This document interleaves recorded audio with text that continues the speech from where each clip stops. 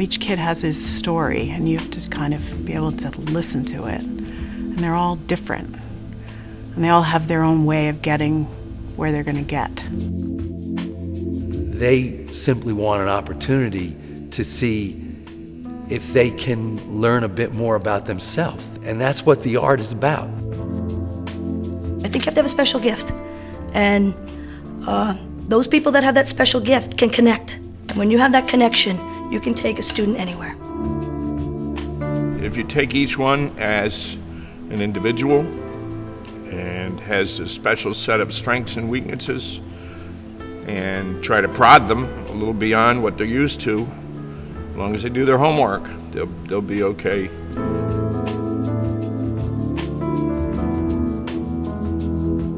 And in the arts, we simply ask you to, wherever you are, just bring your true self. And I wish we did that, frankly, more with young people and let them take a bit more active control of their educational destiny, certainly when they get to be juniors and seniors.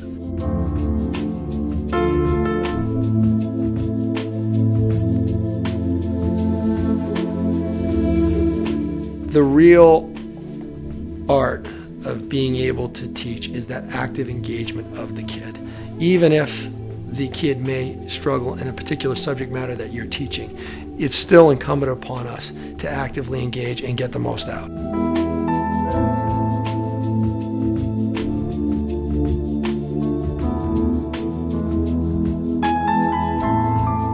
It's just understanding that, sometimes there are different ways to approach things.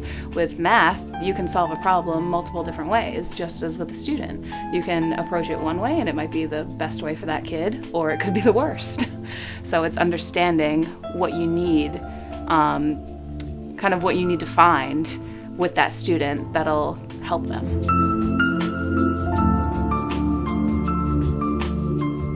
The art of teaching, to me, is the idea of flexibility, whether it's flexibility on the lacrosse field, being flexible. I live in a dorm with freshman girls, or in my classroom. I've had a couple of students that just, want to come by and chat, and, that's one of the great benefits of being here and living on campus is I can have them come over to my apartment. They're having a bad day. I give them a cup of hot cocoa, and they kind of just spill the beans. And just to be involved and get to know students outside of the four walls of a classroom is everything I've wanted in a job. You don't get that at many places. There's so much about that, just being still and trying to figure out what is happening with this child today. How can I help him? It may have nothing to do with helping him read something or write something. It may just have to do with helping him feel better about himself so he can continue for the rest of the day. And it's so exciting to watch the kids just grow.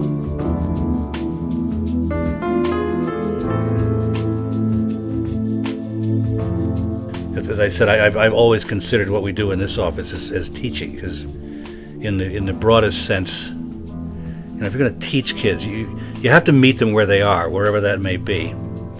And I've found, and this was also, actually, it was true in the classroom when I taught French, that what you need to do is to listen and then react to what kids have to say. Or sometimes in a classroom to react to what they don't say.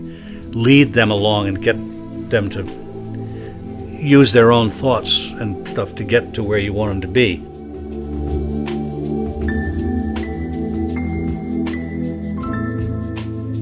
With any art, because I do believe that it is an art, but with any art there has to be some sort of natural ability.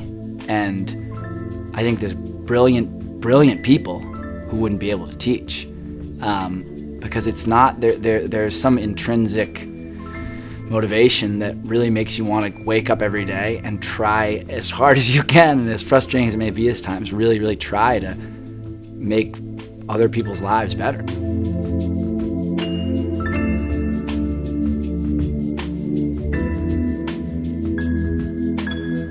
We have a chance to touch these kids, to work with these kids, to help these kids, not just in the classroom, but in the dorm, on the athletic fields, in our advisories, all those moments there are what I consider teachable moments.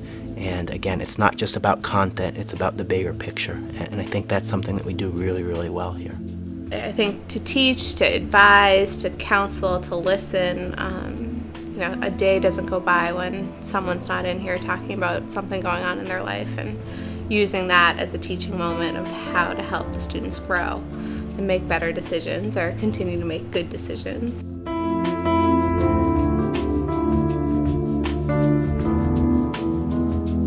Our job as teachers is to be studying the students that we're working with and learning from them. And I think when students can see that you're really listening to them, that helps them to take themselves seriously and to see themselves as scholars.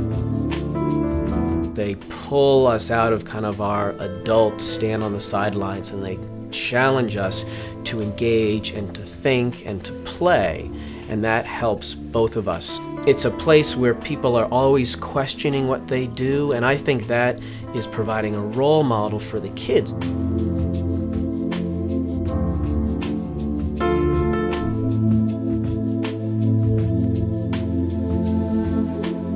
Lawrence Academy was a school I chose.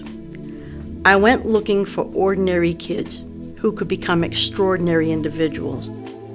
The art of teaching, as I said, is kind of allowing the students to become themselves. It's what it really is, and it's helping them on that way. I often describe this school as a place that's very good at taking a kid who's here and bringing him up to here. Children recognize the fact that you're invested in them, and when they know that you're investing in them, they in turn are much more likely to invest in you and to the overall experience.